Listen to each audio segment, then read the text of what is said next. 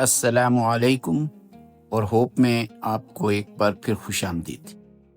یہاں ہم قرآن کو صرف پڑھتے نہیں بلکہ اسے سنتے ہیں، اس کے آہنگ کو محسوس کرتے ہیں اور اس کے ہر لفظ کے پیچھے پوشیدہ الہی حکمت پر غور کرتے ہیں۔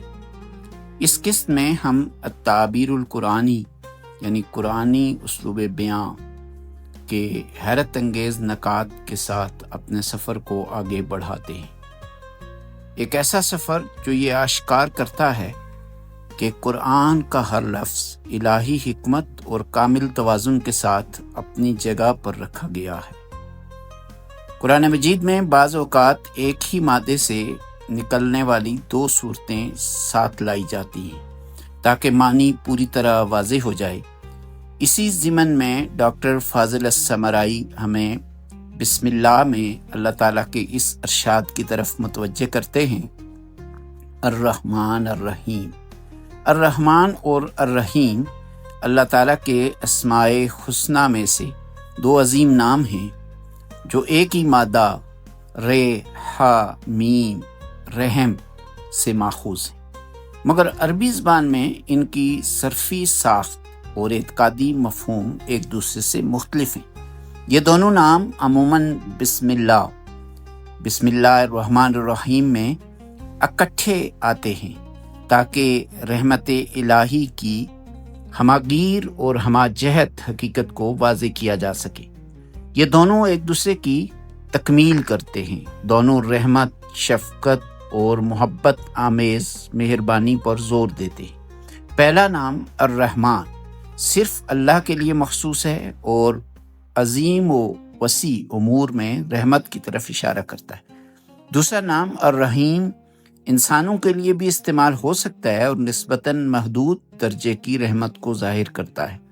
امام رازی رحمۃ اللہ علیہ کے مطابق دونوں کو ساتھ لانے کا مقصد یہ ہے کہ پڑھنے والا اور سننے والا یہ سمجھ لے کہ اللہ تعالیٰ اپنی بے پایاں عظمت کے باوجود چھوٹی سے چھوٹی رحمت کے لیے بھی پکارا جا سکتا ہے۔ صرفی اعتبار سے الرحمن کا وزن فعلان ہے جبکہ الرحیم کا وزن فعیل ہے۔ وزن فعلان ایسے احوال پر دلالت کرتا ہے جو بار بار پیدا ہوں اور شدت رکھتے ہوں، جیسے عطشان بہت پیاسا کے لیے، جوعان بہت بھوکا، اسی طرح غضبان بہت زیادہ غصے کے لیے، بہت زیادہ غصے میں ہونے کے لیے۔ پیاس کوئی دائمی صفت نہیں، وہ آتی ہے اور ختم ہو جاتی ہے، اسی طرح بھوک اور غصہ بھی۔ اس کے برعکس وزن فعیل ثبات اور دوام پر دلالت کرتا ہے، جیسے کریم سخی ہے، بخیل کنجوس کے لیے، طویل کے معنی لمبا اور جمیل خوبصورت کو کہتے ہیں۔ یہ مستقل اوصاف ہیں، برخلاف عطشان یا جوعان کے جو دائمی وصف کے طور پر استعمال نہیں ہوتے۔ یہ فرق ہماری روزمرہ زبان میں بھی واضح ہے۔ جب آپ کہتے ہیں وہ کمزور ہے تو آپ ایک مستقل حالت بیان کرتے ہیں، اور جب کہتے ہیں وہ کمزور پڑ گیا ہے تو اس سے ایک عارضی حال کیفیت مراد ہوتی ہے۔ یہ بھی قابل توجہ ہے کہ عربی میں الرحمن مبالغہ کے لیے آتا ہے جو شدت، وسعت اور بھرپور پن کو ظاہر کرتا ہے۔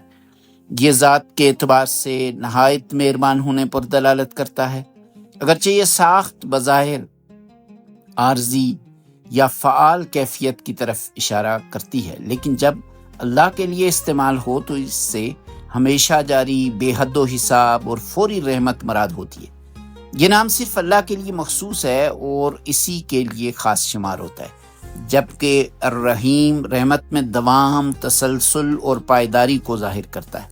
یہ فعل اور اثر کے اعتبار سے ہمیشہ رحم فرمانے والا ہونے پر دلالت کرتا ہے۔ یہ نام اللہ کے لیے بھی آتا ہے اور انسانوں کے لیے بھی، جیسے کہ نبی اکرم صلی اللہ علیہ وسلم کے لیے بھی رحیم کہا جاتا ہے۔ الرحمن اس عمومی رحمت کی علامت ہے جو اس دنیا میں تمام مخلوق یعنی وہ ایمان والے ہوں یا نہ ہوں سب کو محیط ہے، اور الرحیم اس خصوصی رحمت کی نمائندگی کرتا ہے جو بالخصوص اہل ایمان کے لیے ہے، دنیا میں بھی اور آخرت میں بھی۔ الرحمن وسیع رحمت کی صفت ذاتی کو ظاہر کرتا ہے اور الرحیم اسی رحمت کے ظہور اور عملی نفاذ کو۔ ان دونوں ناموں کو اکٹھا آنا ایک جامع مفہوم پیدا کرتا ہے۔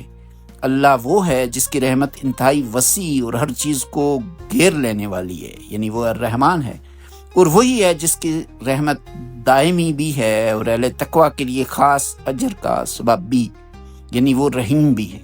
اللہ تعالیٰ جو ہر نقص سے پاک ہے، اس نے اپنے لیے دونوں اوصاف جمع فرمائے۔ اگر صرف رحمان آتا تو یہ گمان ہو سکتا تھا کہ رحمت محض ایک عارضی کیفیت ہے جو آتی جاتی رہتی ہے، جیسے پیاس یا بھوک، اور اگر صرف رحیم آتا تو یہ سمجھا جا سکتا تھا کہ رحمت تو مستقل ہے مگر ہر وقت تازہ اور جاری نہیں، کیونکہ کریم انسان کبھی نہ دینے کے دور سے بھی گزر سکتا ہے اور رحیم انسان پر بھی کبھی رحمت ظاہر نہ ہونے والے لمحات بھی آ سکتے ہیں۔